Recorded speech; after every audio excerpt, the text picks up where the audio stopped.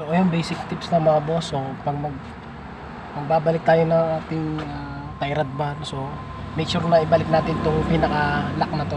Ito. Kasi pinaka stopper na to mga boss. So may kanal yan dito, dalawa. So pasok lang natin yan dito mga boss.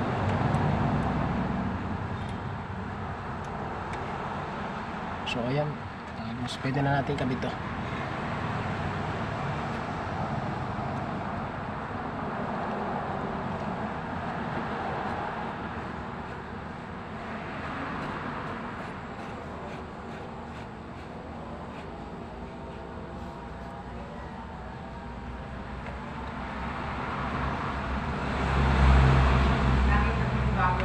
Sir.